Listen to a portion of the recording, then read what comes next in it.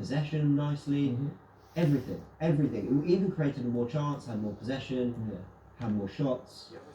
Totally dominant performance. But let's go into this is a passing matrix. Now, the reason I brought this up 2 weeks in a row is because last week's was so horrendous. A reminder to anyone who didn't see it. It was incredible though. Basically, passing matrix will tell you the most combinations between players in terms of passing. So yeah, Gabriel to Xhaka was the most, and then Xhaka back to Gabriel was the second most. And by a country, I mean, I think Gabriel passed it to Xhaka 38 times. I think that was the number. So I wanted to look at this because it suggested to me just a much better balance.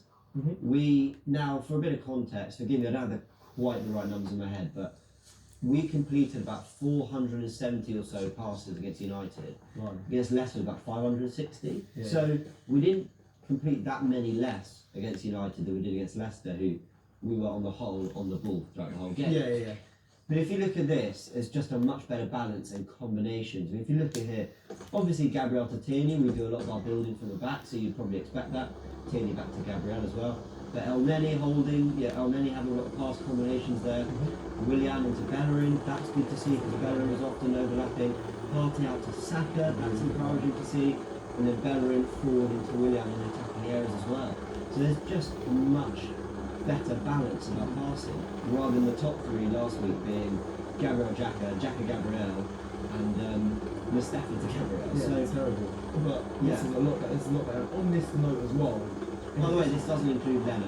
Okay. Yeah. Cool. So on this stat here as well, we were shocked by the passing matrix, and I was very shocked that Partey didn't receive the ball in the last game against Leicester. He was getting frustrated about this before, but the evidence of it, and he was the least passed to, so he went down the left side. But in yesterday's game, the number I believe, I think it's 58 touches now on the ball. He had the highest touches. More, I think. Yeah, it's 58 or 48. He had the highest touches in the team. Completely different. Yeah. From being touching the ball the least, touching the ball the most, it just shows like it's a completely different game plan that Arteta went with, and it clearly worked. I think Arteta was class. So yeah, when you look at these passing matrix, it's always good to see and to kind of break down the game. Yeah, like we haven't got fake confidence. It's not just a confidence that's not backed up through the stats. We are very confident in how we play and the stats back up as well. And on that, about the sort of fake confidence, he said, as in we're not blindly guided by a good result. Like, we're happy with the performance, and the stats, as we're going to go through a few more here, show exactly why. This next one should really hammer it home. Our two sort of highest pass makers were our two central midfielders. That's what should happen in football. Your central midfielders, all action, are contributing to the attack and the defence.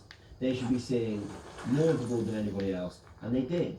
65 passes, El Neni, 60 for Partey. That's excellent. That's great. Yeah, I'm so happy with that. And yeah, we're playing out the back, so you're going to see Holding, Gabriel, obviously Leno make a few passes. You're going to see that as well. Yeah, that's part of our style. And also, United aren't going to give you much space in the final third. But this makes me really happy. I'm really happy to see El Neni and Partey do that. The midfielders should be dictating play, and throughout the game, I really believe they did. Just watching it was two-man midfield, boss a diamond. So 4 men. Yeah. Totally and utterly dominated. Yeah, that was like, Ollie tried to change up his tactics throughout the game. Didn't matter. We dominated. It didn't work for them. What have we got next? Thomas Partey. We're going to break down 3 players in particular who did really well. Thomas Partey is the first one. Look here, tackles, if he was second. Possession gained first, 11 times he gained possession. Touches, 85. 85. But you're right, he had the most touches of any other player. That's everything you've been saying. Against Leicester, we didn't get the ball into him enough. And this time we absolutely did, which is fantastic. Total duels, first again. Total passes, second with 60. Passes in the opposition half, second with 39. Deserves it. And he deserved the man of the match. He was totally dominant. And there's certain stats you can't get, but like his skills, his nutmegs, his ability to turn in certain spaces, and he was phenomenal. What I was massively impressed with is his tenacity and the way when he lost the ball, the determination to get the ball back was Yeah. it's like watching just a young player when they're trying to prove themselves. I know it sounds crazy, but when you lose the ball, you're like, no, you've got to get it back. But he was completely on that, and he was a cut above. I think I said this in the live. He was a cut above, and along with Gabriel and El Neni, also class, but. Yeah. Thomas Partey coming into a new squad and of course in the game, like, it's not an easy task. So I haven't even got his recoveries stat because stupid me forgot to add it, write it down. But he was right up there for recoveries as well. He was superb. Gabriel's the next one to mention. What a performance! I mean, what a player. Him and Partey are probably the two best signings we've made in 10, 15. Yep, say it. Stay at the chest. I agree. No, I mean, I think Cazorla's up there as one of like Koscielny, but these two are up there with two of the best signings. Look, okay, maybe I'm getting carried away. It's early on. We haven't seen them for more than a couple of games. Well, fair enough. For what we're seeing. Well, what we're seeing suggests that we've got really good value for money. There's not £80 million on each. It's 27 and 45. Even if they're not playing quite at the level they are, they're very good value for what we're getting. But they've looked class again. Gabriel. Two players combined. So someone made the point yesterday. I think Pogba's world class on his day. But someone made the point. Pogba 90 million, Maguire 80 million, and they were both outshone by Partey and Gabriel. Yeah. So we've got to be super happy with what we've got here, at least for now, and hopefully it carries on. But look here again, tackles 5, we made the most, clearances second with 5, total passes 49, just shows you how willing he is to get on the ball, but also he's got the second best pass accuracy with 92%. He's getting on the ball a lot and he ain't losing it to the back, especially when you can be pressed at Old Trafford by, Man United front line or whatever. He's not losing the ball. Be a couple of interceptions and second lowest for possession loss. And just a little bit of context about possession loss. Maynard lost it the least and we were only about 10, 15 minutes, maybe not that. So he basically, of all the starting players, Gabriel lost the ball least times, which again plays into the passing accuracy and how often he's getting on the ball. He was. Who the fuck is hitting me? Yeah, like you said, the passing. Bastard! I'm very lucky with my personality. He wants to play forward. Like, as much as he does keep it along the back line, he wants to play forward. He looks for that pass into the midfield or straight into the striker suite. So that is very impressive. It is brilliant. Now, our brand new shiny toys, Gabriel and Partey, obviously the There's one other man. Come on. He was so good. Come on, El Messi. He showed at El Messi. That he showed another side of his game yesterday when he would get the ball and drive forward. If the pass wasn't on, he was going to carry it. He was superb. Him and Partey interchanged effortlessly. They were interchangeable. Fuck's sake! Because while Partey is a level above, in my opinion, he's an elite midfielder. They're very similar in terms of Partey's more skillful than him. So they both have a similar style and very dynamic, can be box to box. Bastard. Getting the ball. Partey's just infinitely, not infinitely better. That's harsh. No. But over the years he has been. That's not unfair. The level they've been playing at, Partey's been much better than El Neni. But this season El Neni's been class, and he has given Arteta no reason to drop him. Only Sabas and Jack have looked quite good. But he got the faith yesterday, and look at that. I mean, total passes 65, successful passes 858. He was top with both. Passes in the opposition half, top for that as well, 39. Touches, he was second with 75. Interceptions, third with 3. Passing accuracy of 89%. Plus. He was excellent. I've got to commend Arteta as well, because when he dropped Xhaka, I'm going to be honest, I didn't see that one coming. No. And I didn't expect it, and I don't know if it was the right decision, but El Neni took that opportunity with both hands and absolutely dominated. Well, we were more dynamic. Like, Xhaka, whether you love him or hate him, I think everyone can agree that he's got certain strengths. Yeah. But one weakness of his is for sure his dynamism. He for sure lacks legs at times to, standards good, he'll go for 90, but El Neni and Partey have a bit more bite about them when they're able to get from sort of, one area to the pitch far quicker. Yeah. So I thought he was excellent. I thought El Neni, massive round of applause for him as well. He was really, really good. It seemed like a whole new signing. Yeah. I was like, who's this? He did. Who was your man of the match? Because I give it to Partey. Yeah, I give it to Partey as well. I feel for El Neni because he probably had, not the game of his life. That's harsh. He could have completely more games like it, but he it was so unexpected. And like you said, we've got our shiny new toys, and everyone's got their attention on them, and we should really. Do you know what? No, I'll give it to El Neri. I'm gonna change it right now. Yeah, I like the. Do you know what is the underdog? I love an underdog, and I feel like he deserves the praise, and he's got it here, but he deserves more of it over the I do shiny toys. He deserves to be spoken in the same bracket as Thomas Partey and Gabriel for the performance he delivered yesterday. Let's go into it's back. This is why we're here with the TV, because I just thought there were a few things worth talking about. We've got a special episode. Obviously, we're very happy about yesterday's win, and you know what? If we can't do this for special occasions, why not? Why do it? So this is sort of the general shape of both teams.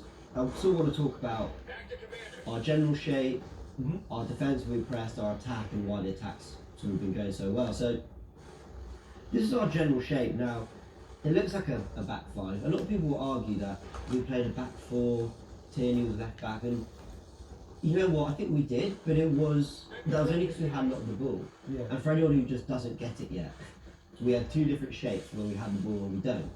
This is when we don't have the ball. Not always, but this is on the whole, when we don't have the ball, what we do. And when we do have the ball, it'll be something a little more like this. Yeah. Right? Saka still doesn't come to infield, but he'll hover in this area there, and Tierney will come to left back. He was yesterday, he was getting forward quite a bit, and he might provide the overlap there. Now, from a defensive perspective first, there was one thing I really liked, and that was our press. We were so aggressive, and I believe the key to doing that was these two players here.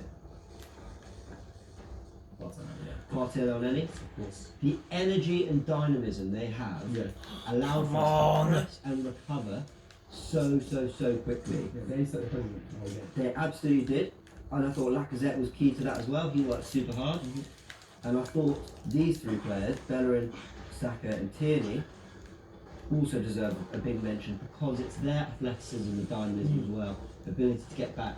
When you look across this 11, there's no slow player. Holding the slowest of the lot, but even he's not. Yeah, he's not slow. He never got caught out with positioning like he never got. Yeah, he was never chasing back, which was spot on. So we had a very dynamic team. We had a lot of energy, and what we did on the press was basically. Oh, I'll just get rid of this.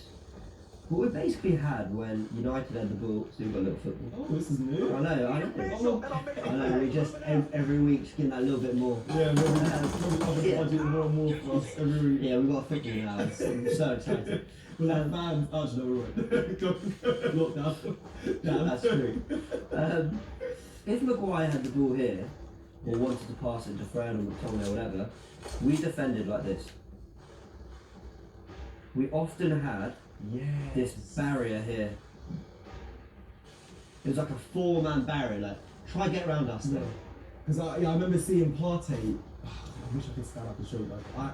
He was always shadowing the player behind him. Because I kept saying, he's gonna pass it in that gap, and he was literally cutting off the gap every time. And I was like, oh wow, they've really worked on this because that's what they'll do. Yeah, and Elneny was literally covering behind, but he was always trying to just stop the line of the ball player being played through the line of the attackers, shall I say, or midfielders. Yeah. Well, we did. I noticed that. I thought this is a really aggressive press, and the beauty of it is that because Partey and Elneny are so dynamic, Partey can easily do that, and Elneny can go press.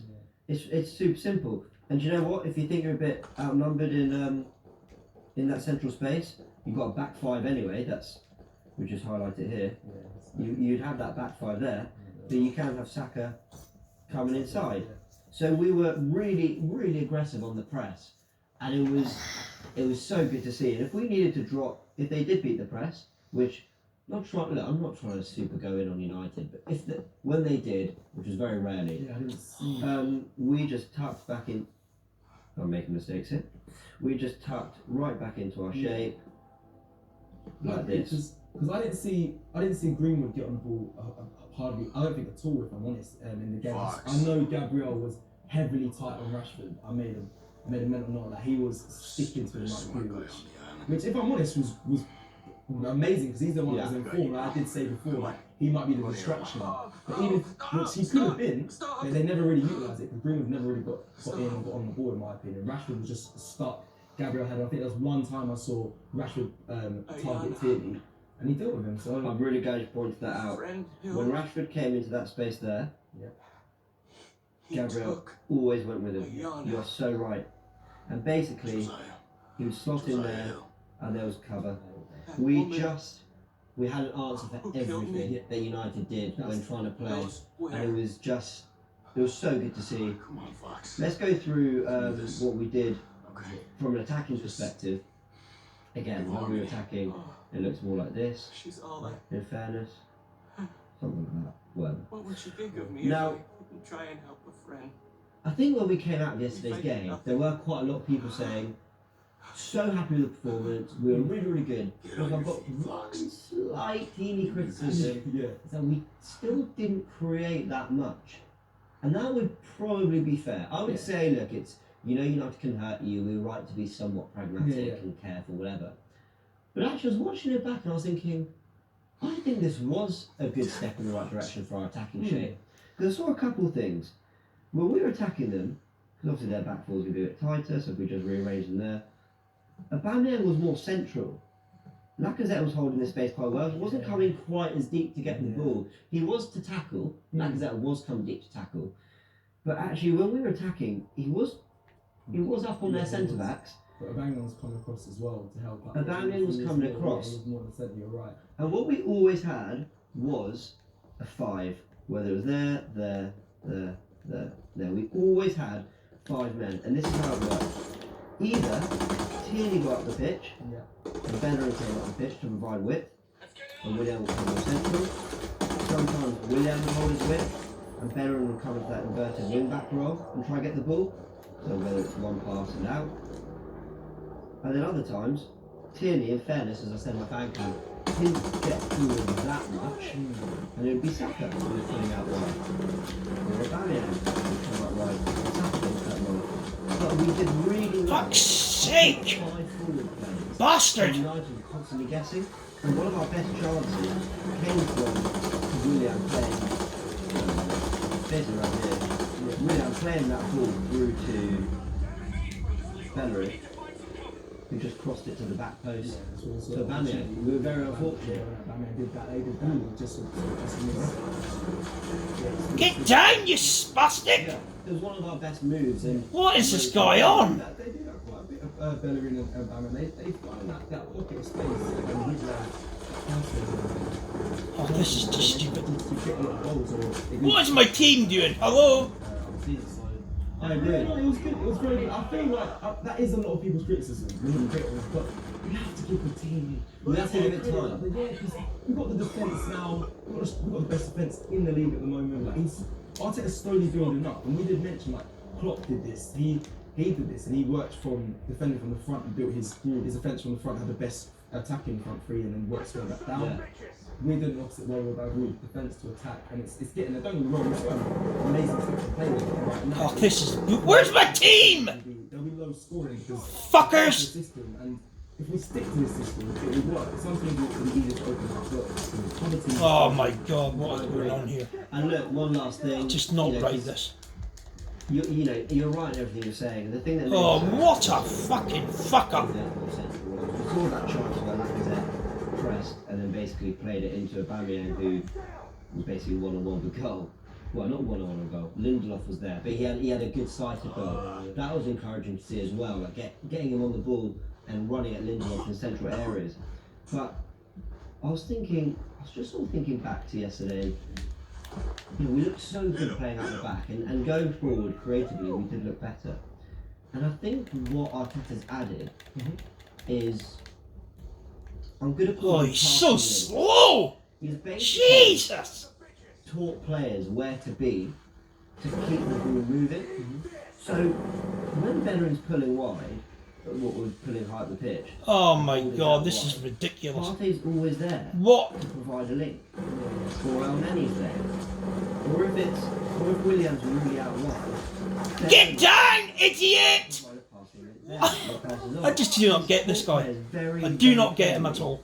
Maybe the Lacazette will drop in there as well. Might come back, might go to Lacazette. Yeah, these are different patterns of play. They'll work with worked on this throughout training. Come on, Honestly, fucker. Yeah, honestly, taught players how to Bastard. move and cleverly offer options to keep the ball going and keep the ball moving around. Where's my and fucking beat the team? press And make the opposition run. Useless I think cunts. to a degree we tired Man United yesterday. Not because we were zipping it around so quickly, but just because we beat their press and kept the ball so well. Yeah, we didn't let them in the game at all. And I think this is a big part of why we looked Oh so my good in possession God. yesterday. It's because of the way Arteta's coached us to keep the ball. And in fairness, even in games where we've not won, like at the Etihad against Man City, I felt actually keeping the ball was no real issue of ours. I thought we actually looked quite good, especially against a team that are notorious for pressing quite well. The goal we scored at Anfield, the Lacazette slightly fluked goal, that came from some really good football out the back. So, look, that was just a final observation of mine. To round off, I thought we were excellent. The passing combinations and some of the football we played was brilliant. Creatively, we're looking a lot better, and the press was just relentless. And well done, Arteta. That was a really special, just a special win. Just a special performance. And we go. We move on from here now. This isn't the end. Oh, annoying. Beat Villa. If we don't beat Villa, this counts for nothing. But really happy with that. So that's it from both of us. Thanks for watching the Stats Review Show with myself, SSG, Jenny's Big, after the 1-0 win against United. This video is supported by Profit Accumulator. Profit Accumulator helps you to earn extra money by doing something called match betting. Match betting isn't gambling.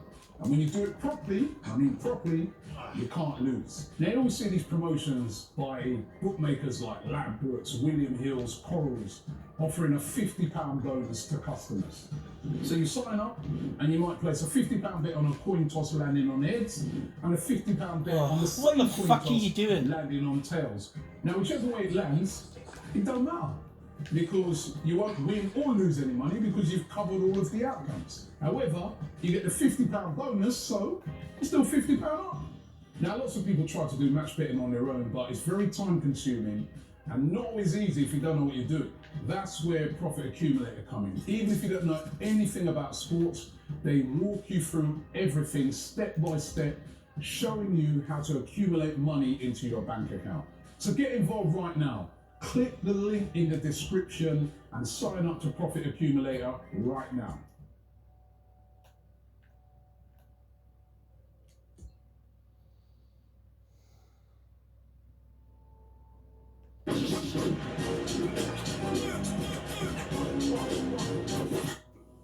Hi and welcome along to the Bias Premier League show, brought to you Not today in a by fight. Boohoo Man. Don't forget you can get yourself 40% off by using the code in the Keeps doing my description. fucking head in. And thanks to the guys from Boohoo Man for lining us up. We got with us a very special guest today. We got Femi Oyuniran. You thought I was going to get his surname wrong. Yeah, you put a U there. There wasn't a U. Nice. Oh yeah, It's oh yeah. There wasn't a U. He put a U. You're still at the last fucking minute. See? That's my little ring on it, you know what I mean? I'm trying to style it up for you, you know what I mean? And of course, for the very last time, we got troops in the building, man. Before he goes to New York. I got 100 guns, 100 claps. Watch my living, you feel me? Yeah, man. By the way, just before I've got something for you, but we've got Femi here. Femi is an actor, producer. You got a brand new film coming out. Yeah, Against All Odds, man. It's a film about the early days of grime. It's looking at how a kid who wants to make it in grime music and exploring him, balancing that with school, with the roads, with like coming from a single parent home, with his dad raising him and all of that stuff. So yeah, it's a fun film.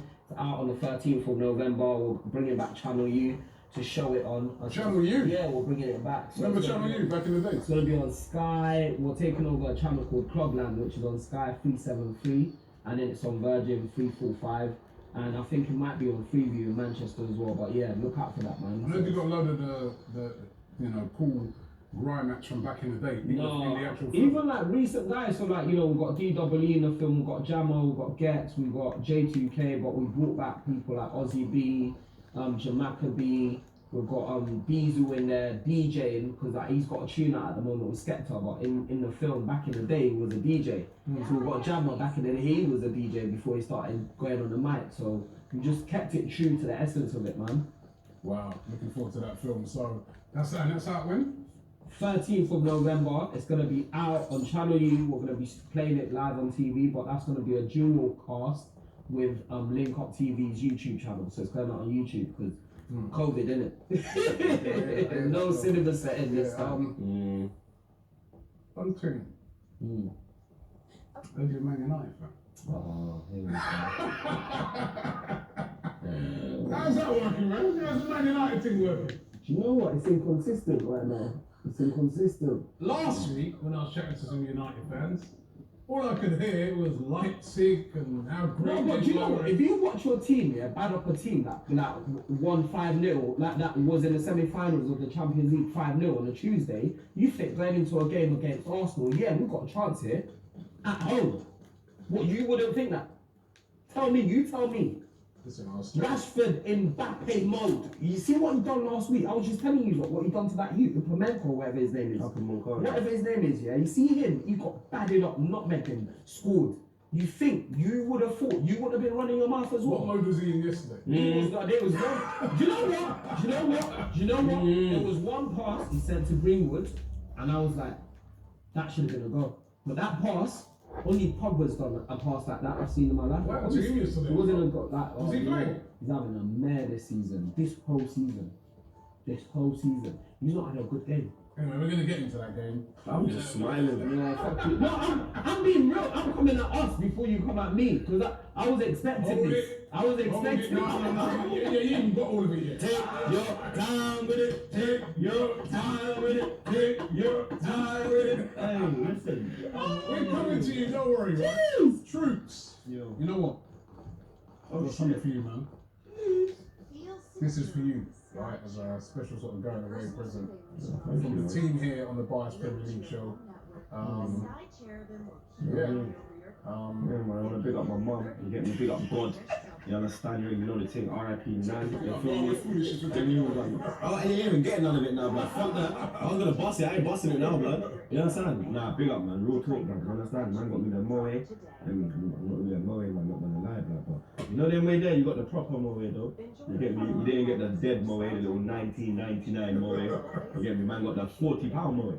You see it? So come on, man. You should love every time, Robbie, blood. You get me? Respect, man. So Let's drink this blood. this week you're off. Yeah. Thursday, bro. Thursday. Thursday. I got the perfect flight as well, blood. 4:20. If you know, you know. You get me? They knew truth was They coming don't through, want to know. blood. They don't want to know. Look how they sent me on my last flight at 4:20, blood. And you see how Boris is waiting for the lockdown. He said Thursday. Why? A bad man have to fly. You understand? All right. Well, as you're doing that, let me just go through the results Yeah. of the weekend. And our What the predictions. hell? Of course, we had Cecil in on Friday as well. Right? Man United versus Arsenal. Yeah. Right? I said 1-1. Yeah. You said 2-2. Cecil said 1-0 to Arsenal. Yeah. You got it spot on. Yeah. Right? Liverpool versus West Ham. I said 3-1 to Liverpool. You said 2-1 to West Ham. Cecil said 1-1. And it was what? 2-1 to It was 2-1 to Liverpool. You see that? No spill, yeah? No spill. Professional. Right. Yeah? Villa, Britain might not be mowing. Fool. Right? Villa versus Southampton. Right? This was the I right said, Like Salah accept a man like he's trying to go diving before they close down the I swimming feel like pools. Blood. Salah went to Before they Suarez. close down the swimming pools, blood, he's trying to get his session in. Remember Suarez used to be there? Yeah, I yeah. think that the same training system is The what regime, innit? It's like, you know, your Arsenal, you pass from the youths. Them man, they die from the youths. do you think that was a dive? Yeah, man. That's what I'm saying. is when I come to it, I said if you go down you're gonna get the penalty, yeah? But it's because it's so soft. Let me ask you this. Was he wrong to dive? Yes? No. No. Was he wrong to Yes. No. Yes. If you feel minimal contact, hit the deck. Go for it. Hit the deck. Facts. Hit the deck. If that was Amber, we wouldn't mean no. Listen, look at It Auntie. wasn't a penalty. Look at Auntie. Those 4 games we win by penalties. I'm surprised we got that. Yeah, and Mike Dean as well. No, yesterday I was waiting for that was a penalty. Yes, but That was Mike Dean and that. Yes, You don't I'm answer. saying- That's really hard to fuck man over, innit? To fuck man over. They'll find an angle where there was no contact. No, it's clean. It was Going good. back to it, right? So you're saying he's right to dive. You're saying he shouldn't dive. Yeah. Yeah. And you're saying he should dive. Of course he I mean, should. because I think this is something that needs to be sorted out in the game. Because basically, there was contact. Yeah. Minimal. What is a penalty now? I'm confused. Man, I say So that's a penalty, yeah? That's that. but it's not. But that's not a foul out on the pitch. But that's what they're trying to say. It's contact in the box. So let's say I did that on your ankle, not your knee, or me and your knee went like, and you hit that. So does that only apply when it's inside the box? Apparently, is that the handball thing? If the man shot, Is that the handball thing yeah. as well? If the You man could be jumping, but it's not. But let's say handball. if the man bootless lick your on your leg, They drop. Because VAR will look and say there was contact. Yeah. It don't matter about minimal. Was there contact? So basically, Salah's not a cheat. Then he's smart. Now he is a cheat because he's a dive. No, he's not. dive. No, Nah. you just said. I said he was right to dive. He's working the So if he's system. right to dive, he's not a cheat. He is a cheat though, but I said I don't blame him for not No, he's diving. smart. No, he's not smart. He's a diver. You understand? No, he's But I smart. don't blame him. But he is a diver, and it is cheating. But I don't blame him, so I'm not a hypocrite. You understand? So, yeah. But I'm saying it wasn't a penalty though. But I don't blame him for doing it. Is he a cheat? The climate we're in, you're gonna get it. it's not said cheat, it's manipulating the ref decision. He's manipulating the rules. That's it. Yes, it is it to a certain extent because for me, like you don't need to die. And that's the thing is that No, but you do need to die. No, we don't. Because you gotta make no, sure. Because the referee had to. if you're off balance, for You continue but yesterday. if you feel contact and say, okay, I'm gonna die, The hell is this place? because the players get booked for diving. Yeah, but look at Tini yesterday when Fred came in with Slid and he rigged the challenge. Yeah, and he did. That was a yellow. He did get. But if he hit the deck, that would have been a yellow card. I'm glad Tini. But Tini rigged it, and then he turned back to him. He said, "Yo, the ball's gone out and they've had an advantage. Book him." But guess because what? he didn't hit the Guess deck. what? I'm happy Tini didn't go into that because he could have done that and been on for 3 months. Yeah. You understand? So he made the right decision. So what I'm saying is, what Salah did was like, look, the man really not touching back on your shoe. Oh my Really, like, God. come on, and just drop. Fucking place. And after that, As a team that lives off penalties, Yeah, go for it, Manchester man. United. Do your thing. So we're now just basically. No, you're playing it. No, it's not a cheat. You're rigging the system. You're playing the system to what it is now. It's not Rigging the cheating. system It's is not cheating. cheating. It's playing the system. Mark, It's a rigging new the system. system. Nah, but look, there's Bro, watch people. it. Mark my words, people, yeah? Mark my words. It's gonna happen in an Arsenal game, and Alvaro Lopez is gonna go down, and they're gonna get carded for that. Watch. Watch it gonna happen. And then we'll Well, so you think Liverpool? He got it just because This is he's favorite. Liverpool. We know this. You think so? Come on. Okay. You get it though. No, we get it. No. You lot start with a penalty. We started it. We invented it. We invented it. We invented it. We invented it. Yeah. I'll be honest, I'm not even a Man United fan that pretends like Martial and them man don't dive, like don't just go down. Any contact they go down. Like it's abnormal how much penalties we get. Wow. It's ridiculous. Let's run through some of the other He's a games. real Man United fan. I'm a real honest guy. I'm honest about the football That's why too. you're striving in life, and the rest of the fan base is just pissed. See what I'm saying? Salute you, my brother. That man said. Right, let me run through some of the other games. Sheffield United 0, Man City 1. Good game in that game. Good goal in that game by Yes, Kyle Walker. Sterling, the run. This is That excellent. run was incredible. Yeah. Sterling carrying that team right now. Literally. Burnley 0, Chelsea 3. The new boys. Zayat. Yeah, how you feeling about Zayat? Oh my God, this place, honestly. Zayat's just a good. I said. You said really better. I said let's see. Where the hell is One it? of the few things I said let's I'm see. not trying to fuel things. I asked you. I said it's the said- first season. No, Let's you see. Oh my said. God. Even Dean just went. He knew this was getting me. He was like, "What the He's a fuck is baller. he saying this in He's a my baller. video?" He's a baller. He's a baller. Bro, Zayat is a baller. Right now, let me tell you something. Remember we went to the World Cup in Russia? I said to you, the only bad man in the Moroccan team is Zayat. And every time he got the ball, it was that. Understand? Look at this. Aston Villa 3, Southampton 4. What a game. Ward Prowse blood. Southampton 4. I have no idea where this Well, fucking place the Wolves is. are falling off Villa, aren't they? I wouldn't really say the just Wolves said are feeling four, worse. there were 4-1 up. You know, I noticed this season, and I think it's down to the fans now. Fans not being in the stadium. Teams who are like leading the season Fucking before place. 3-0 Tottenham, 3-0 3-1 or 2-1 Chelsea, Chelsea. They Southampton. fall asleep because they feel like, alright, we won now, and the other team is still going. So I feel like the fans are affecting a lot of them. That's why you see some of these big scores as well. Like, it's crazy. Newcastle 2, Everton 1. That was a shock. Everton again, back-to-back Yeah, but defeats. why They don't have what's his name? Richarlison. James, You know, so it's gonna affect them. But you know what? I'm feeling Calvert-Lewin right now though. Newcastle, Big striker. Newcastle, they're supposed to be at the top of the table. Newcastle, come on. It will come. This is Everton. What do you mean Everton on the table? It's early, man. It's pretend. I remember when Ipswich Town was on the table. Yeah. It's a pretend top of the table. Yeah. Paul Monroe days of them too. Remember I was saying George Burnley. That man there, bro. They had Marcus Stewart and that man there. That man had Matt Holland in the midfield. I'm thinking old school, blood. When the Premiership was on Channel 3, when I actually worked for you, yeah. I'm gonna put it out there, blood. I preferred the Premiership on Channel 3 than Match of the Day. When it switched to You prefer that switch? period, I preferred it on that. Why? Even the music. It's a beautiful day. YouTube tune about that bottle, man. It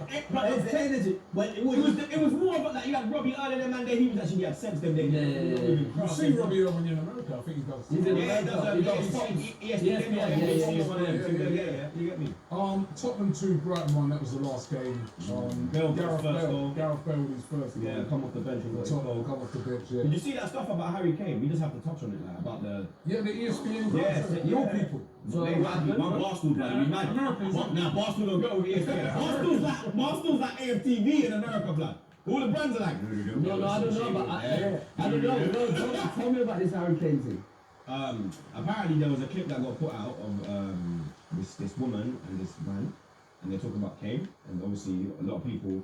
They were They mocking want the way he him, talks, innit? yeah. But the actual thing is that he has an actual speech impediment, which is why he talks the way he talks. They were trying to basically say that if you were a baller, then life would just be mocking it basically, innit? Of the way he speaks. Me personally, I don't like Kane, innit? Man, know my thoughts on them man there on the derby day. It is what it is. He's a good But I striker, wouldn't though. go that far to. Bro, he's a good striker. I mean, He's a good striker, bro. when he plays for England, he's a good striker. When he plays for England, yeah, big up Harry. No, you he's a get me, good but striker, when you're down in that shithole, mate, yeah, with just bare flies around the stadium, yeah, I'm good still. Bro, I'll be real. You know what? With Spurs, I'm not even sure because it's like they've got Bell, they've got like a good. Obviously, they've got they've got Sonaldo, they've got Kane, and like Dele Alli. I don't know what's going on there. But the thing is, with them, Would you not take Ali because you need that kind of midfielder? And he's not we like. needed that type of.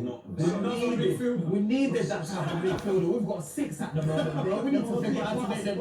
Yeah. We've got 6 at the moment, bro. We've got too many midfielders. We've got our biggest issue as a team right now is figuring out what our midfield is. What do you think, like, is like, what do you think you need for you to kick on? Is it manager out? I think we need a new manager. Please try. Else. I I think think you've got the right Save it combination. now. I think we've got the There's no right one else. players. We've got players that can make it at top European teams. Yeah. Maybe not necessarily at in some of the Premiership teams, because Premiership teams like quite, the top 6, quite solid.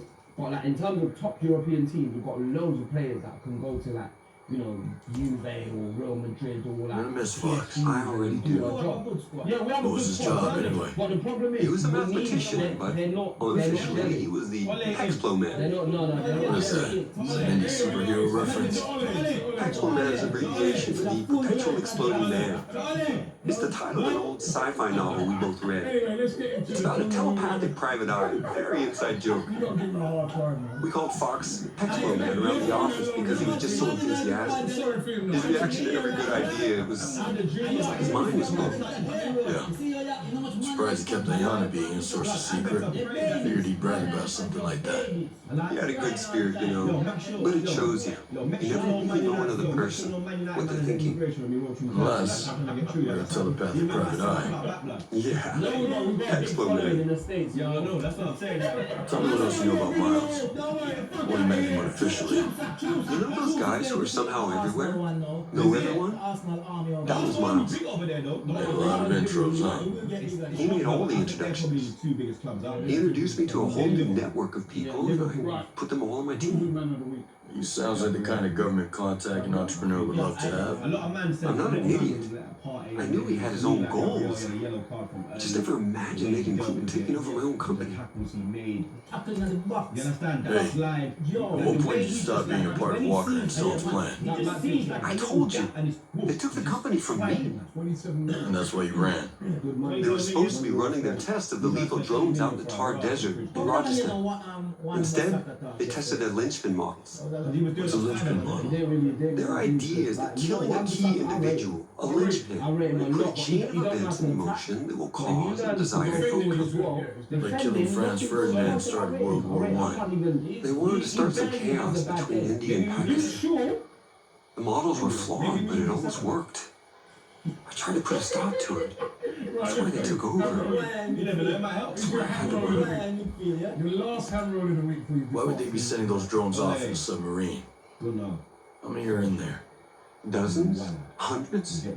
Whatever they're planning has to be massive.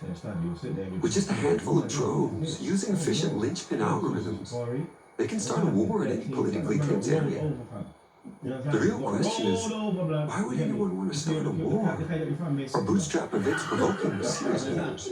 This is too big. Miles can't be the only person in CIA involved. Can't be the only person in government involved. It's probably more than one government. Two innocent people die. We won't let that happen. We can't let that happen. Stay out of trouble. Focus is my forte. I'm gonna go write a movie about Man United striker. I'm gonna make a bad Percy video. Yeah, I'm gonna make a bad Percy film, blood. That's it. Be like, yeah, truth, I want you to play the What you thinking about?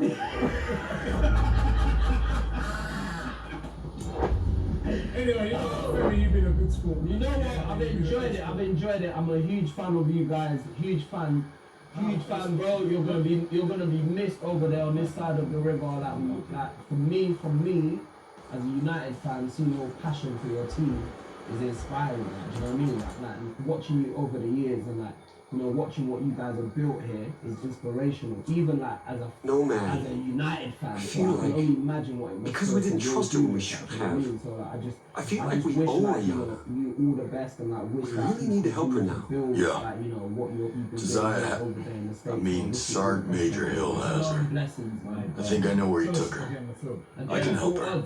Look, it's got Arsenal. Ayana risked a lot for everyone else, you know. Against the odds, it's You don't out have on to the tell me 13th that. of November. And we It's still gonna need be, her help. on Channel She'll U, know which where is the drone Sky control program is 373. broadcast. And I'll provide you with a key to plug into their CPU. We'll have the drones working for us. All right, genius. I'll find her and we'll get us some drones. And then also it's going to be on the Link Up TV YouTube channel, so you can find it online as well. It's going to be called Against All Odds. Note that down. We've got a song out at the moment called Serious 2020. Remember Maxwell D had a tune called Don't Let Me Get Serious. Serious. Don't let me get serious. So we remixed that and then we put some new MCs on it. That's out now, so find that video on YouTube as well. And then we've got a song coming out of DWE, another grime legend. We've got that coming out on Thursday night. So yeah, man, Against All Odds, just Google it and then type in Femi. And what's my surname again? Type in Femi and what's my surname? Femi. Ollie. Right. The other thing is as well, we've got, just before we say goodbye to troops, we've got an Aubameyang t-shirt to give away, which has been kindly donated by HD Cuts, signed by Aubameyang. If you go over onto our Instagram channel and you leave a nice comment, what you're going to miss most about troops, right? The best one, which will get troops to choose, right, will win themselves that Aubameyang shirt. It's been signed by Aubameyang. There's also, HD Cuts has also got another 5 to give away. If you want to get one, go onto his YouTube channel, subscribe to that, and leave a comment on there, and he's going to pick some random ones on there as well. He's got 5 Aubameyang t-shirts to give away. But go onto our Instagram channel, you can watch the video on there with Aubameyang, with the actual shirt, right? And as I said, leave a comment on there. What are you going to miss most about troops, or what maybe you're going to miss none, right? Leave the comment, he'll pick the best one out, and you'll win yourself an Aubameyang signed Arsenal shirt. Thank you very much as well, White Yardie. White Yardie will be joining me, of course, on Friday to predict this weekend's games. Make sure you're asking up. Yardie's going to be with me each and every week, right? So I'm looking forward to that. I'm really, really looking forward to that. And it's goodbye to Troops on his journey over to New York. It's not really goodbye. Really about. Yeah, it's we link up soon. You get You me? tell us some more on link up. What do you mean? I know No, something it's a goodbye. Listen, I know something. Yo, I know say I'm waiting for him to send me the two-page WhatsApp like he's my gal. Yo, brother, we've been through so much now, brother. You're gonna miss us more. When you're over there, I don't know. I think you'll miss me more. I think you miss me. I think you'll miss me. I think you especially will miss me. I think I will miss Like, you. you're gonna be when you see DT them and they're fuck this. Nah, you know what? Right, it's the amount of trouble he causes me. Yeah? It's fun trouble though. The amount of trouble Come here, problems it gives me. Yeah, my trouble It's is gonna be fun. like, first of all, it's gonna be one of the things where it's like, I ain't got to deal with that no more. But then it's gonna be like, oh, I kind of miss that. Yeah. I keep you young. That's the trouble him gives. The man said, I keep you young. I keep him young, blood. I keep him like he's the man named age blood. You get me? Listen, all the best. Good luck with it. You know what I mean? We're gonna miss you, but we'll be in contact. We'll be in You know this, contact. I mean, I know you'll be back and forth with it. So anytime you're back and forth, you know, I'll speak to Yardi and see if he wants to bring you in. If not, I don't know. Yo. It's a low deal, yeah? Listen, man, big up to you, It's a low deal. Yeah, It's a low deal. Listen, loan thing. Oh, we got a buyback clause. Yeah, of course, man is certain that. There's that. Certain buyback clause. Thank you very much, and thank you to Boom Hoop Man as well. Don't forget the link is in the description if you want to get the discount. But yeah, great weekend for Arsenal, good win, and we'll be back at the weekend. Jesus.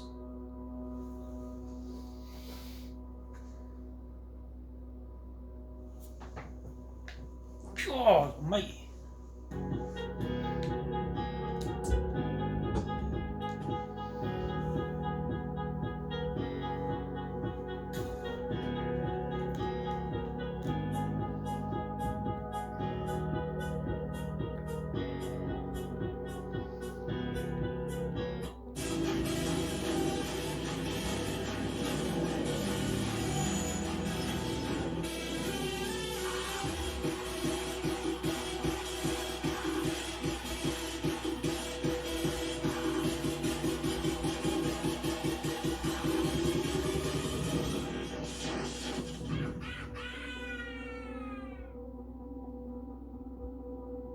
Hello, and welcome to that Arsenal show. Hold on. Did I just hear someone say that Thomas Partey is better than Paul Pogba? Or that Arteta is a great tactical mastermind? Or did I hear someone say that Arsenal are going to win the league? Somebody said that, I'm sure. This is the Arsenal show, hosted by me, Adam Charles from the Fifth Official. Make sure you go and subscribe to that channel on YouTube and follow us on Twitter at TFO Show. I'm in a fantastic mood. And the reason is because I love nothing more than bursting the bubble of big-headed Manchester United fans. They thought they cracked it. They thought they knew how to get the best out of Pogba, of Scotty McSauce, of Rashford, of Greenwood. They thought that the diamond was going to save them. But I don't care what Shirley Bassey or Kanye West have to say. Diamonds are not forever. Today, I'm joined by the illustrious Arsenal show panel. We have Igal, obviously. How you doing, bro? You're on mute, sir. You're on mute. Guys, I'm holding my funeral on Thursday. I'm here. Arteta's still here, and you know what? All you guys need is noise. All the fanboys go run up. Wow. Okay. He's here. He wants to smoke clearly. We've got Sam, who's also been waiting for this moment for a very long time. Sam, how are you? Bro, you know, first time in my lifetime in the Premier League, we won at Old Trafford. 14 years is a long time, but you know, Mick Arteta has changed things at Arsenal, and this is one thing. He's proved all the doubt was wrong. Winning at Old Trafford, something that we've struggled to do since, well, always at the club. It's been a long time coming. And we also have Kesh. And you know what? I think Kesh is very new. The reason why Kesh is new is because he's very new. He specifically told us earlier today not to get caught between us because of the Bayern Munich. So let me thank you very much in advance. I'm going to tell you that we are going to get this. I mean, your advice is full of good things. But how are you, Kesh? How are you?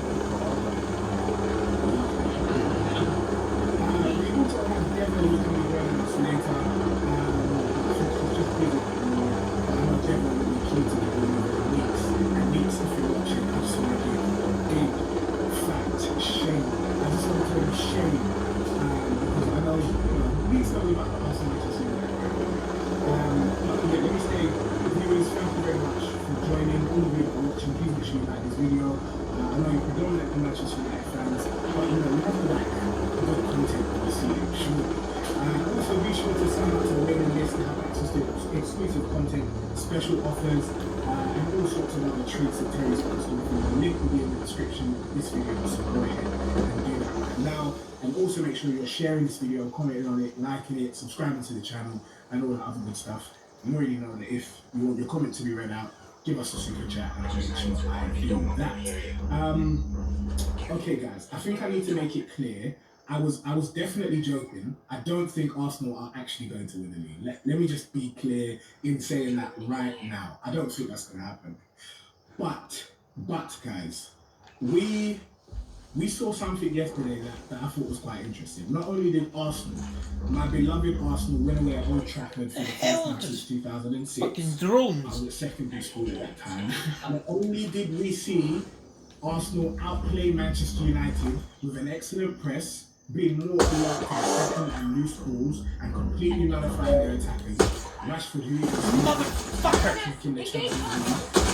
But our midfield, which only have 2 players, dominated Manchester United.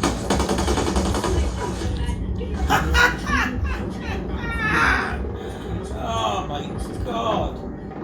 All the excuses under the sun for him. He has to play on the left-hand side of the midfield three. He needs to be unlocked. He needs to be given all the right circumstances in order for him to thrive. But here we have Thomas Partey, who's come in a short space of time and shown just how good he is. And hurry up and revive me. So how likely is it that you think Partey is going to go on to be world class? I don't know who wants to take it on. Let me jump in first. Combined 11 between Arsenal and Manchester United. You guys have the audacity to try to say Fred is going to get in over Partey. Really, after last game, what is going on here? Say that not only does he get in over Fred, but he gets in over Pogba, and in my opinion, Bruno went missing last night, and he gets in over Bruno. Because last night, what was it? Last night? It feels like it was a while ago. I'm still celebrating, but I'll tell you guys this. Partey last night showed you guys why he's one of the best midfielders in this league. In his third big game, he showed up, and he showed up against a 4-man midfield with his partner Elneny, took the game by the scruff of the neck and showed everybody why he is the man that he is. And you know what? Arsenal right now, we look like we went out and spent 70 million on 2 bargains. A combined total of 70 million on Gabriel and Partey. You guys spent 80 million on a friend. Get out of here. Wow. Okay. We also have Devo. Devo, how you doing? Oh my Good, what's up? How's it Yeah, we're good. White guy. What do you think? Do you think Partey's going to end up being world class? Yeah, I think he will be. I think it's really down to him. I think he's got all of the tools in the box that needed. My captain's saying what's up.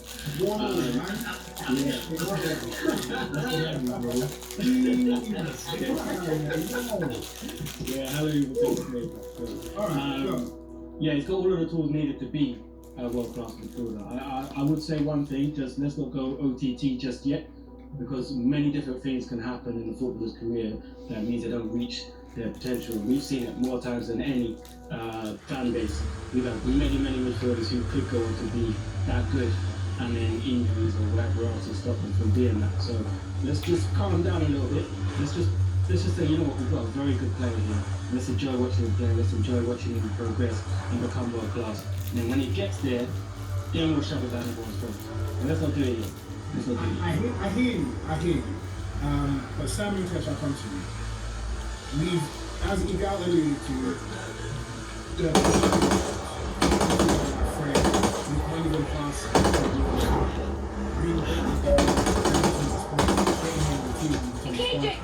and I can even see in the chat saying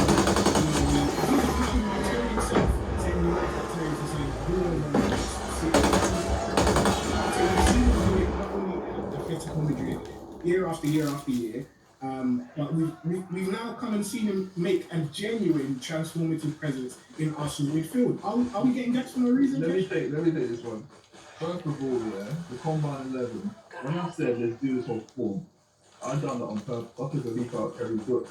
I've dated United fans to make them pick. Yeah, that's to take pressure off my player. To set Partey at risk, yeah. Doesn't think that very better. So cool.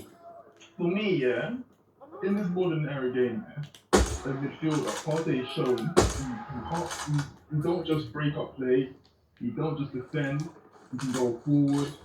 That for me is an all-round perfect midfielder, yeah? He did what I expected him to do. It wasn't a 10 out of 10 game. He just done what he had to do. For me, he's got the potential. He's got the world at his feet. But as Demo just said, anything can stop a player from being World Cup. It could be injury, could be the team just not being built in the right way to make sure. At the end of the day, football is 11 players on the pitch as a team. So it doesn't always work just by one player being there. We need to build a team around him and get him to express and do what we know that he's fucking asshole! Because for me, 2 shots, still going. Love it. Let's rip him a new Go on, Sam. Motherfucker! Talk to me. What do you have to say? How you feel? Oh, finally! No? He's already world class, bro. Fucking useless team. Anyone that gets into senior this midfield has to be a world class player. Because if you look at Saul Niguez, Koke, you know, all world class players, world beaters who play for the team. And, you know, Spain is the best international country, but if you ask Atletico fans who's the best, you would obviously say Thomas Partey, because he was that great midfielder that held everything together. You know, it's like that little piece of a puzzle. The one big piece that you need, and Thomas Partey is that. Because he dominated. How many times have you ever seen, in how many years, our players go to Old Trafford and get sat on their asses? How many times have we exactly? Many a time. I thought you were going to say how many times we're going to see them dominate Manchester United, but I've not seen that happen since 2006. What Thomas Partey is, bro, he is an alpha male. Alpha male, dominant, yeah. Paul Pogba got swept by him, Bruno Fernandes was non-existent, and you got to give credit to the system that Arteta played yesterday, and also Thomas Partey in defence, because I think that was a stellar performance. We did what we must, and you know what? You can't criticise anyone. We're just full of positivity and happiness. You know, first time in my lifetime in the Premier League that we won at Old Trafford, and I'm very satisfied and big up to Arteta. Yeah, love that. So we just mentioned Pogba there. Where do you see that? Because I've seen again in the comments people saying that they're two different types of players, but I've heard from many Manchester United fans over the years that Paul Pogba can do absolutely anything. He can be anything he wants to be. So I feel like it is a genuine comparison that we can make. But where do you think that their games differ? How do you think that they are the same type of player? Do you think that they're different? Do you think we can genuinely say that Partey is better than? Keep your eyes open for any intel. Really, you can't really say anything about that because what Paul Pogba is more of an offensive player and he has to go forward. While Thomas Partey, he had to sit back straight right in front of the defence and protect it. But Paul Pogba, what he does for France, because he has N'Golo Kante next to him, like someone who's like a Partey, the DM who sits in front of the defence. Pogba has that freedom to express himself. You know, great, because he's got more class players than Mbappe, Griezmann. Pogba's more of a creative player, while Thomas Partey, you know, is like a Vieira player, Kante type, just protecting the defence, you know. It's that level of security, because sometimes the amount of meaning that security and Thomas Partey is that. Yeah. Okay. And what does anyone know? Go. Get in then! What's he doing? What retard? Get the fucking boat! Like he's 23 years old, the man's 27, and he's got like a potential. Oh my god, this guy, honestly. You're missing the point. We got the finished article. We did not buy an up-and-coming talent. We went and got a player who's a finished article, who's been bossing the midfield in Champions League games, who's been doing it in Spain for year in year out, for Simeone, and this is what we needed. We did not need a prospect to come in, struggle up and get his feet under him. This young man is a free contract and step into our midfield immediately, raise everybody's level, considering the open league, he's a step above everybody else in our midfield. And when you bring a person that's level above everybody else, what he do? He raises the level. He demands more from everybody else. He demands more from the rest of the team. Shit! About the player specifically. We're getting excited fucking about idiot! having a player who we can consider one of the best midfielders in the league. And he would raise our midfield immediately. We were being compared to our midfield to Everton, Aston Villa before Partey came in. Now that Partey comes in, you can't even do that anymore because maybe the rest of the guys are not level, but his level is so high above everybody else, you can no longer make those two comparisons. And that's what we're talking about. Let me comment on that as well, please. Go on. When I'm saying Get up, you fucking muppet. What I'm talking about Jesus is application of Christ. the game. With Pogba, he's a lottery player. I like the Pogba. That's a dying breed in football. As a player, you need to be able to be an all-round player. You need to be able to go back and defend from the back and from the front. So with Pogba, it's not his ability that's in question. Application towards the game. Like you can have all the ability, but if you don't apply yourself properly, it just won't work. How far can it go? It's a good question. Yeah, you know, sorry, one thing I'll say on Paul Pogba is his price tag. They put too much pressure on him. They think he's like a Steven Gerrard, where every moment, every big moment, every game, they look at him like Steven Gerrard was Liverpool. Everything they went to Steven Gerrard. Now they put that pressure on Paul Pogba because his price tag. Paul Pogba, they don't ask to be £19 million player, but you know what? They're expecting too much from Paul Pogba. You know, I can't think he can take the pressure. Like yesterday, Adam, when they gave away the penalty, he said, I apologize to my teammates, but I was sharp. He can't be saying that as a £19 million forward. Come on.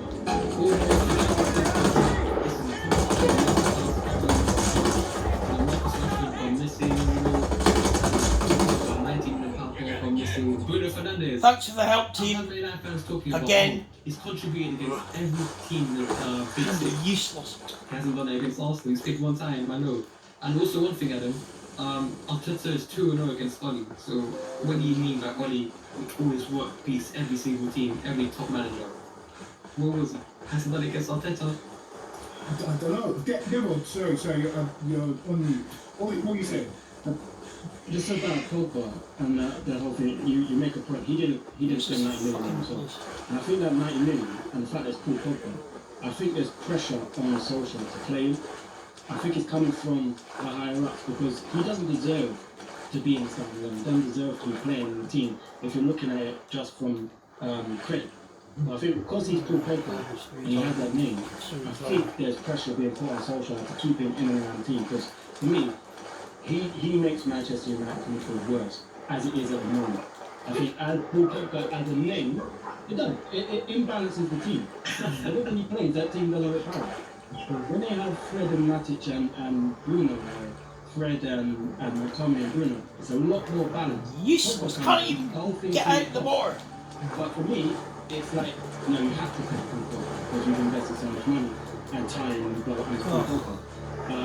But I think fans, Man United fans especially, a certain part of the Man United fan base have this kind of, they remember his name more so than what he's done for them. Oh my God, this guy is just ridiculous. Past 4 years. Nothing. Ridiculous. Because he's Paul Pogba, they all want him to play. So now he's Pogba, he's a bad man, he can do this right foot, left foot. But he's not doing it. It's like me saying, you know what, I could drive a car real fast, but I never drive a car. So are we saying, what's the point in saying that? Do you know what I mean? Are we saying that because Manchester United's midfield was so imbalanced yesterday, and because they didn't, have the right tactical setup, that it wasn't the fact that Partey and Elneny actually bossed Manchester United in the field. It's more that they played to our strengths. They played into our hands. Is that what we're saying? No, listen, I'm saying that we played well. And because we played well, it made Manchester United play bad. But I don't think, for me personally, when I saw that game, I thought, yeah, we done well. But I think some of the praise was a bit too much. Because, yeah, we dominated the game, but what did we do with the ball, really? Yeah. If we never had that penalty, it would have been 0-0. I think we didn't create. We didn't create. And that's the problem we've had all season. Right. I don't think we're going to do well with that, but we need that extra bit of creativity in the field. Our best outlet was Bellingham. Bellingham was our best outlet in that game. I agree with you. I think, yeah, Man United were poor, but I think we made them poor, and they weren't good enough to kind of beat our press, and they didn't have the energy in the field to keep up with Elneny and Partey. But there's going to be games where Elneny and Partey can't play. What are we going to do? Sure. Okay. Kesh, did you say you were agreeing there? You think that we? Yeah, no, I agree. As I said when I came on after the game, I said we shouldn't get too carried away. There's loads of things that are still really to work on, and there's gonna come a point in the season where hopefully I do feel we'll find solutions. But it's just the season's so early, like you can't get carried away. I agree with you, but here's another caveat. they play to our strengths. We create a lot of our chances from our wide areas, either being a wing or a carry crossing the middle or a veteran overlapping. That's where we're creating a lot of our chances. And with the narrow midfield, the way they play with diamond,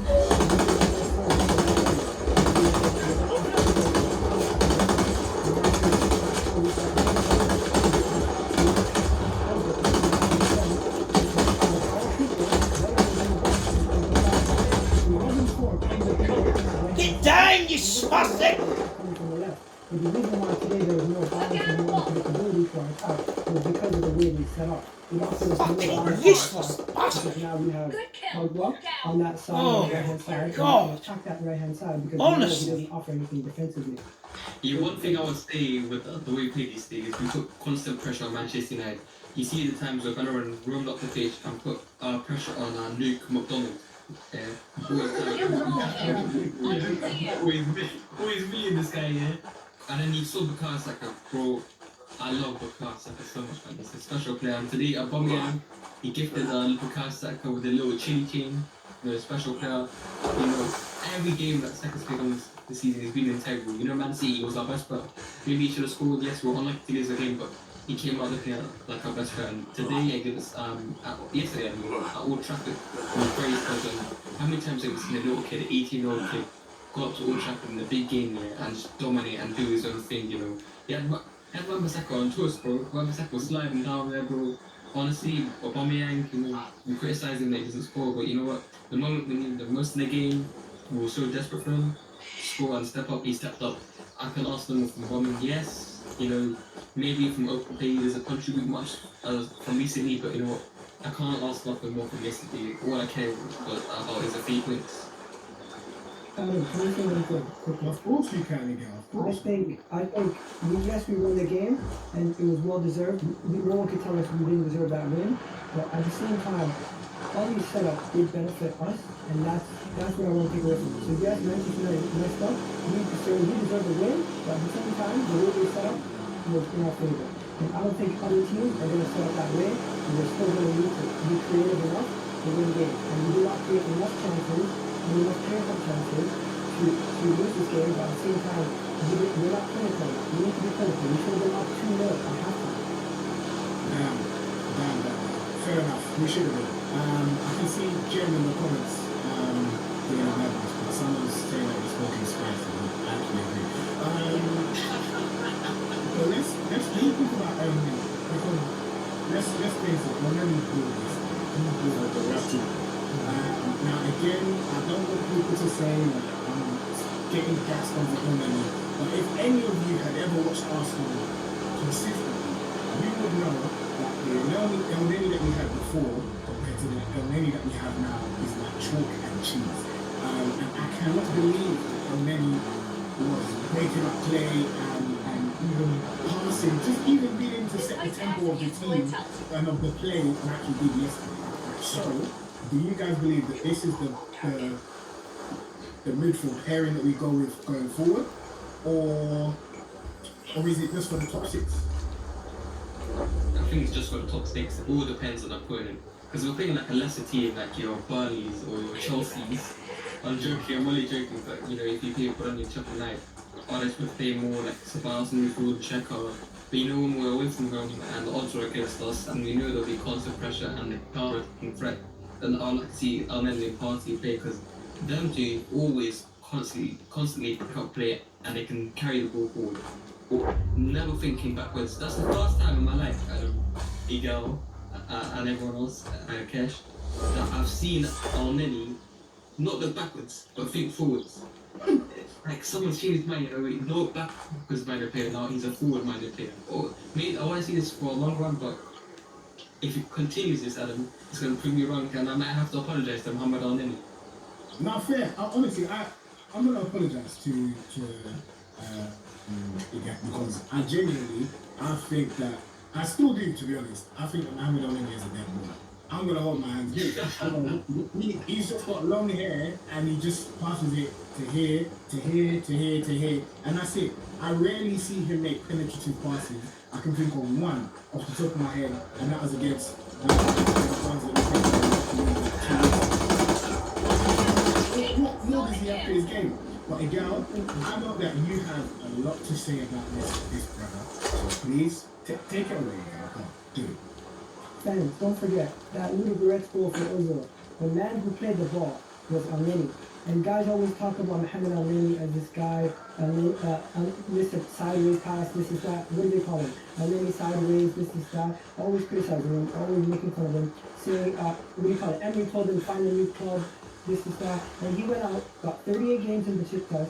He came back a better, more polished player. We don't know yet if this is going to be him consistently week in, week out. But from what we've seen, he has the work ethic, he has the mobility, he has he has a little bit of the passing range that we want from Xhaka, and the most important thing, he has the energy and the stamina, even in the 90th minute, to run around, close down people, and make sure that he's a problem in that midfield. I'm not getting carried away here. I'm not saying he's the greatest thing since last year. What I'm saying is, from what we have, from the options that we have, next to Thomas Partey, the energy and everything that we offer this is absolutely great. And the way that I'm saying that Breakpoint is trying to tell us, he's comparing to Vieira. I'm not comparing to Vieira.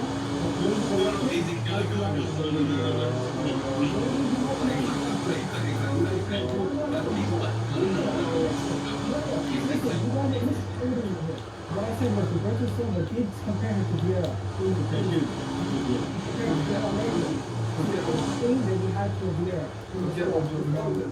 Not again, you fucking muppet!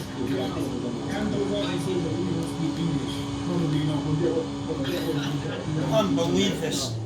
I do not believe this. Why did you fucking do that? The Al-Neni Partey partnership is the one that we should go forward with. Partly. I think it depends who we're playing it. I think, honestly, going into that game against Man United, I think the reason why we had El-Neni and Partey is because we would need to win the ball. Run, you fuck! Have any possession.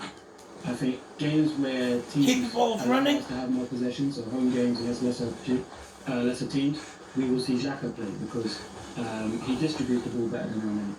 And I think we'll see Xhaka playing in there because Arteta obviously likes Xhaka. But I think the games where we need to be harassing and we need to be pressing, we need to be tight on players, Xhaka isn't this guy is just retarded. So I think it's good to have different options in midfield, and I think having El-Neni there and being able to trust him because he's been there for a fair few years.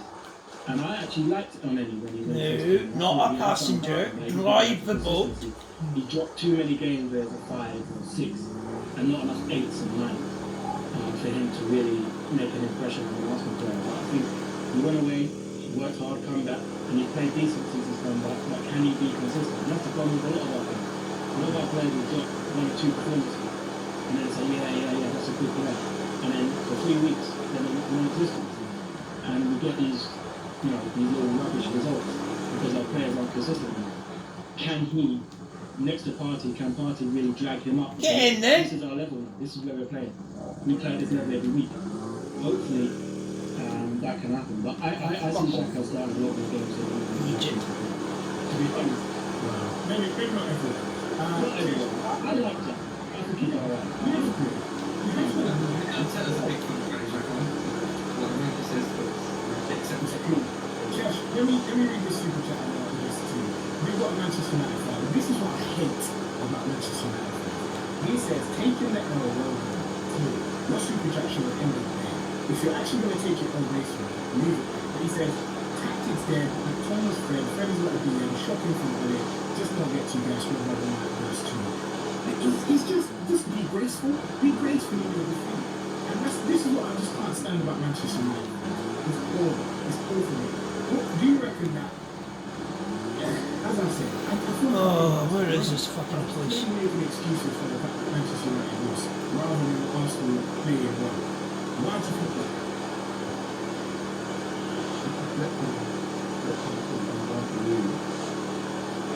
Has to be. And it's not good. It really ain't good. But also, we've got another super chat here from the Sage who says, you're about to compare Partey to Patrick, not It was so good that good. We didn't say about Yeah. to me and dear, like, he was a person. One thing I would say, this quote was taken 5 years ago before Neil Darnley signed for Arsenal, like a couple of days before he signed, saying that maybe, like, Arsenal fans get overhyped with some big signings, and then he was a £5 million player for Basel, and we compare him to Basel, but you say something, Thomas Partey is the real deal, honestly. He's so imposing, physical and dominant. Norman and Lee couldn't dominate people like that, but Thomas Partey can. And this is a special feature of Thomas Partey. He has strength, brutality, interception, pace, he has a positive energy. When able to play his face, he just can do nothing smart. He has positive energy, he's been a positive fresh air for the club. You can't hate on this man, honestly. There's some fans who are criticising him, and some rival fans. I digress. Rival fans, actually got Thomas Partey here. Someone's going, oh, he's done this, he's done that. Hoiberg, Fred and Pierre and Hoiberg will compare to this man, to Thomas Partey. Honestly, you gotta stop smoking the weed at the day of that shit. Relax. A long time. There's a lot of work that had to go into that. For him to be able to do in 10 months what he's done, to give us a shape defensively, to give us any sort of hope of being a good defensive unit. With some of the players that he's got, do you know what I mean? People are writing off Holding, people are laughing at Louise, people laugh on Mustafi, people laugh at these players into a defensive unit that is now. Oh my god, what the fuck?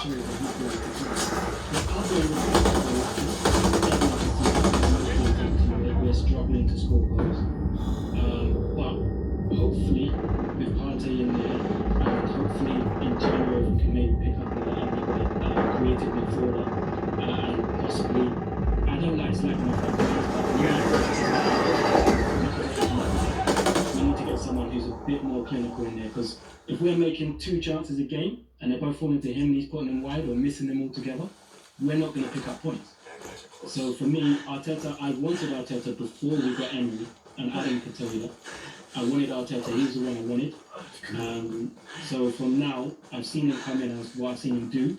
Nothing has changed on him. Some of his selections are a bit iffy for me. I think sometimes his team selections, I think sometimes he overthinks things, which is the same for Pep Guardiola. So maybe that comes from that whole thing, because Pep goes into these big games and starts playing like Sterling as DM or something mad, and you're like, why are you doing this? Like, you win every game every week. Why are you changing this up for Leon? And then we saw what happened there. So I think Arteta's definitely the right man for the job, and I think he's definitely going to be a top manager. And hopefully he does that with Arsenal. Hopefully it's not a case of he does really well and he gets coached. But yeah, back him 100%. Yeah. Again, I want to come to you on this one. So obviously, as I said, we have the best defensive record in the league, and you can't take that away from us for now anyway. But do you think that we actually have the right to claim that when we're playing 3 at the back? Because I mean, it's easy. Some might say it's easy to have the best defensive record and to not concede goals when you're literally parking the bus and playing 3 at the back. So do you think that this is something that we should celebrate, or is it just a happy coincidence? What you control is how you play defensively and how you score goals. If you cannot score a bunch of goals and outscore your opponent, you have to make sure they don't outscore you. And what Arteta has done, he noticed that we don't have the creativity to go and outscore a team like Emery wanted us to do, and Arteta and Arsene Wenger wanted us to do. So he's now created a culture shift at the Emirates. Okay, there's a big culture shift happening. A lot of the fan base is not okay with the culture change. We are now moving away from the days of Arsene Wenger where we're outscoring teams, trying to go for the player, doesn't matter who it is, and throwing our attack forward. We are now sitting back, being calculated, and trying to win games at any means necessary. And that, to me, is a great thing. And the most important thing is, we have to be okay with the fact that this might be a 2-year process before we get to the attacking team that we want to be. But for now, if it's a defensive performance week in, week out, and we get the defense at the end of the season, and we get top 4 by playing defensively, I don't care. All I care about is how the team wins, and if they win or lose. I don't care if they do it defensively, I don't care if they do it winning at game 3-4. To me, it's all about wins and losses, and that's all that matters. We're in a results business. And you know what? If this is what's getting us results, we shouldn't be criticizing him on how he's playing. We should be criticizing him in losses. Drive? Not in wins. Jesus! You think you're rich? That's an interesting catch. What, do you agree? Stand and play out the window, which wins? As I've said before, yeah, it's going to take time. There's times where we play football, but defenders, you know, like midfielders and they were defending. There was never issues in defending. It's a whole shot at the trust. Liverpool, as Mario thought he's done, short of defense. Of course, you get the balance right going forward. But I think that comes with time and different personnel. As I said, like, it's been so many years scoring goals, but never able to keep those leads. No, not again! Reset. Change what we're trying to do as a philosophy and how you trying Oh, give me strength. Oh, this game sucks. It really fucking does. But if you're going to get back to get those players, you can actually play that. You want to just rip out the project and start again. Just keep sacking minders. When's that going to get out? You just need to have some patience. At the end of the day, I only expect something to change that's been going. That's been rotten for how many years in just one transfer window. And they expect Arsenal then Arteta to get what Arsenal then will do, you're going to win a tap or something like that. It's not going to happen. You just need to take time. Let me add something to Absolutely that. A lot of nowhere our near. fans wanted the guy from Juventus, I forget his name right now, and Simeone. Allegri. Guys kept talking about Allegri and Simeone. And last time I checked, this is how they play.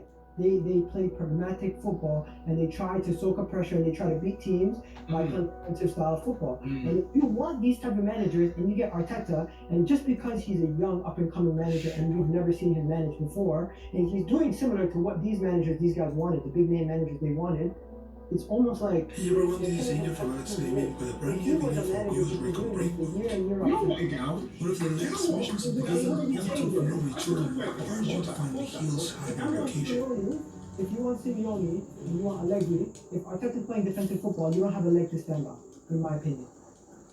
Adam, I want to add to that. Sorry, kid, sorry.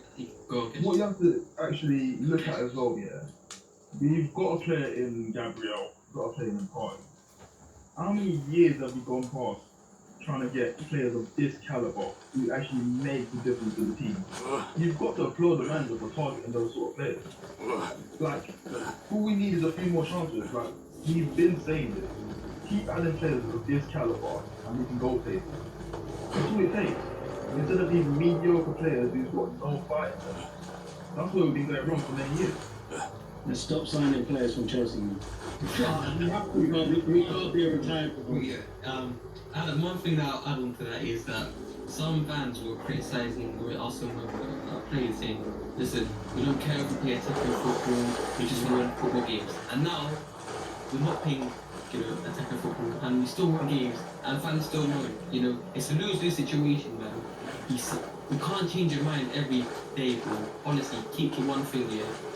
We as Arsenal fans are sick of losing. For so many years, we went to a place like Wigan, dominate possession, 80% possession, then we get battered and lose the game like 2-1, right? We're fed up of playing attacking football and losing. What Arsenal fans expect now is go back to our old roots, which is playing defensive football like we did under George Graham, and just win football games. 1-0, 2-1s. We're just so fed up of losing. Just win that, and by any means necessary. That's what I've come to tell you. And hopefully all Arsenal Need these fucking things again. We want to be with the club. What about our greatest ever manager, Arsene Wenger? When he came in, people were saying Arsene who? Imagine in the Twitter age today if we signed Arsene Wenger, and instead of after we sacked our manager, we ended up signing him from Japan. Imagine what would happen. Imagine how crazy everything would go, the meltdown, how everyone would go absolutely nuts. They would never give him a chance. We would never have an Arsene Wenger today in this day and age. People would be going for his head, and you know what? There would be people who would say, I don't care if he wins the league next year. I still want him out because that's not the guy I wanted. That's how this is what social media has done to us. It sounds like the name of the game is patience here. I want to read out the super chat from Wade saying again, thank you very much. If we get something, yes, we should.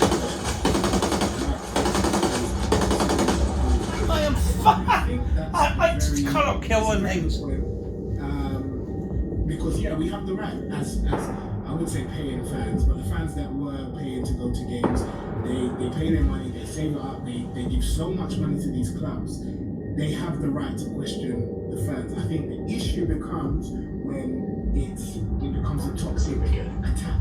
Where players like Granit Xhaka, he has his wife and his kids insulted, or people say that they wish cancer on certain players. I think that is the overreaction, and I think we need to learn to draw the line between what is acceptable and what isn't.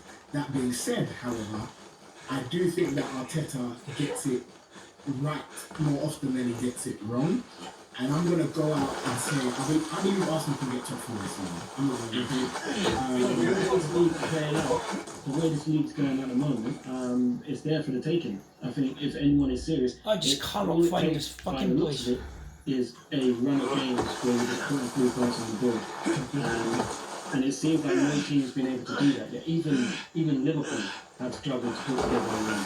So it's looking like if any team can get a stretch of games where it's 5 or 6 wins, or 5 wins out of 6 games or something like that, then they're going to put yourself in a good position to finish top 4. But if we don't challenge for the top 4, and that's a challenge, I mean miss out by a couple of points, I'll be very disappointed this season, to be honest, because it's there for the taking.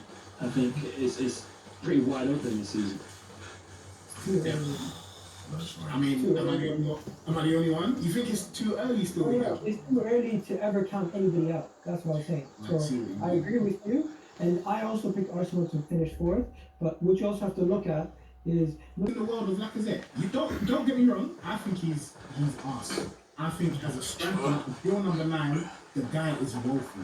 But again, maybe it's about me changing my perspectives and looking at the role that he's now being asked to do. I don't think he's a pure 9 anymore. So perhaps I'm to be scoring those chances. You know why we need more from him? Because we don't have Salah and Mane. We don't have Salah and Mane. So we can't afford to carry Lacazette. We need someone who's going to get on the end of these chances. Because as I said before, if we're making 2 chances a game, we need whoever those chances to fall to be clinical. So and it hurts me to see Aubameyang on the left, who's just being left, out there doing nothing. When if we had him in the centre, if these chances were coming his way, more times than not, he's putting in the back of the net. I know he's not as good with the hold-up play and bringing others in, and I feel that's why Lacazette keeps getting played, which is fair enough. But we need someone who can do the hold-up play, bring others in, and also be clinical in front of goal. We need to get another striker in the window. I think the thing about Lacazette is that we're asking him to do something that he's not. He's not the guy who's going to make the proper runs to get the ball and do. He doesn't have the movement of an Aubameyang. He doesn't have the movement of a poacher where he just at the end of those passes from a Tierney or a Bellerin. What he is, he's a guy who needs the ball on his feet. He needs to be able to turn and take that quick shot like he used to do in the first season when he was with us, and even when he was doing it at Lyon. He would get the ball to his feet. He'd be able to turn around and see the goal, and then pick his spots. That's what he is. He's not a guy who's gonna wait for his chance and then run into the perfect position to get the tap ins. That's not his game. And we're asking him to do something that's not his game. But what he's doing off the ball is as integral to Aubameyang's goals. Because Aubameyang is taking 40% of his time. He's spending in that striker area, even though he's on the left. So where's Aubameyang? Well, I mean, where's Lacazette at that time? He's I never killed nobody in cold and he was integral to helping us get the midfield. People I don't agree with that. The reason why I don't agree with that, there was occasions that's right. you received the ball. Now I see why Walker came here and took over. When he controls it, there's no aggression to push his striker or try and get a yard of space to take a shot. It's never that. Whatever Walker wanted. What's happening to these people? It ain't right and it won't end here. For me, you can't tell me. Help me fix it before the drones get off the island. Underneath strikers do that, mate. You should be able to, as a striker, make a yard of space for yourself. Get a shot. And you know another thing as well, to go off that as well. Someone in the comments said that it would be better for keeping Giroud. Now, as mad as that sounds, clarifying what you just said, Kesh, I've seen what's happening to these folks. Take the ball to his feet. But times are changing. Try and pass it off. But then after that, hurts. I don't see him trying to break his neck to get the ball. We're doing the right thing. I don't see, there's no passion, there's no want. Being them civilians. But Giroud, you got a funny notion of right, who you think you are. That's what I want to see from my striker. That's coaching though. Who are the These people don't even want to know you exist.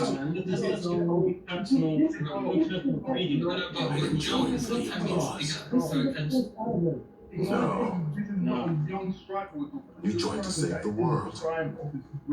But even World 2.0 is just blood, mud, and cum. We die, so assholes like a young could live a shiny fantasy. Because really, if you look at like as yesterday, we're better and whip the ball in, and countless That's what the job like I said, we're requires. struggling back when You're really he's not a gonna striker win. and he should be there. And there are countless opportunities that Our wonderland is bigger than a couple of maybe islands for in the the first middle time of maybe, nowhere. and like I say, it's not in the end of it. It's really But if you disappointing. want to die for a yarn of purring, If they give up the intensity, drop the she's right here. lack of threat. Look at the one, yeah, where he got it at the edge of the box. And he played it to the band. I'm not saying that was the wrong choice. It should have been a better ball, but if you look at Harry Kane, for instance, Harry Kane there, because he took it out his right foot, and was right there. You don't ever see Lacazette taking shots. He doesn't shoot. But let's be clear. I think what we're asking of Lacazette right now is something that we're never going to get from him. Like you said, Kesh, he's too old. He's 28, 29, probably even pushing 30 now, to be honest with you. And Arteta, who we know is a coach, rather go first before a manager, isn't going to be able to get that out of him again. I'm sorry, I just don't think it's going to happen. Which is why I'm rather looking internally at what I can do and seeing that the guy who's not really he's not the same player that he was at injuries have got I don't ever think he's actually been fit, because you remember those days where he was coming off at 60 minutes every day. I think his lungs, probably his VO2 max is lower than mine. So he probably just is lacking.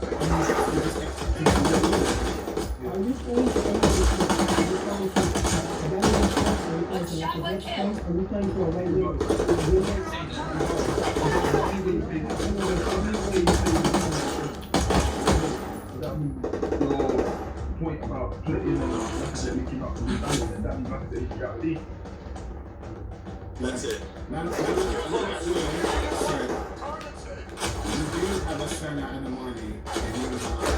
Who the fuck is shooting at me?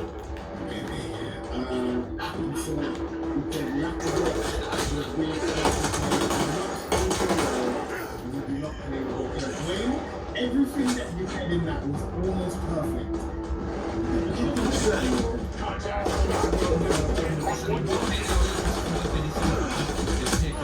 Oh, what are you doing? Muppet! Oh my god.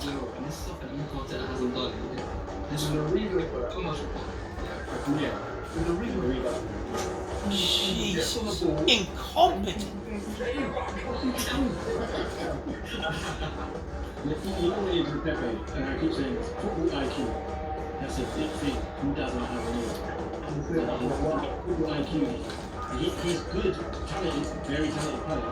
But when it comes to making the right decision at the right time, 9 times out of 10, he makes the wrong decision. And for me, that's something that you need coaching. That's something you need coaching. Look, you know your natural instinct to do that? Come to me. This is what and just all in that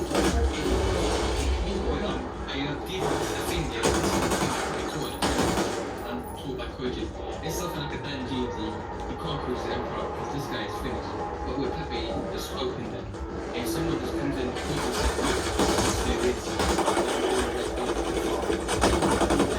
Why are you what the fucking hell? Oh my god. The way he using his knowledge to play, because you know he has the abilities there, and he should have flashed them back, especially in FA Cup final way. Because I think it was his best game. I'm not so sure he really turned up that day. I want to see more of that. Just have belief in himself. That probably, you know, sometimes he's probably a little scared of what cool. And this is stuff we have to see. I'm gonna get slated for doing these comparisons, but if you guys remember, when Ian Song first came to Spurs, he went out of the club and Archie wanted to keep him. I'm not saying they're nowhere near the level. What is he doing, this guy? He's so fucking retarded. Hear me out. Sometimes it takes time for a player to get adjusted to the style of play and the will and the physicality of everything they have to do. Because don't forget, this man in France, his first season was his third playoff.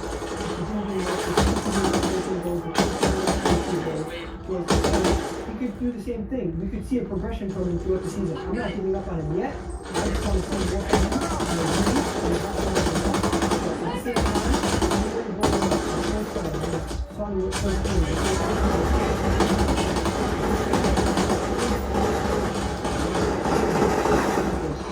Always been a direct player.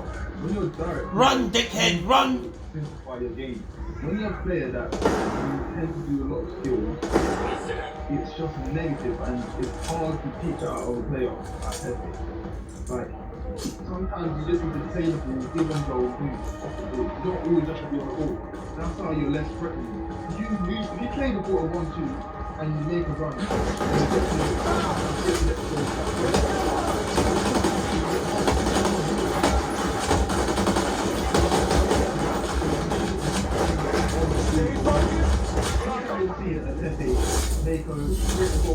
Shit game.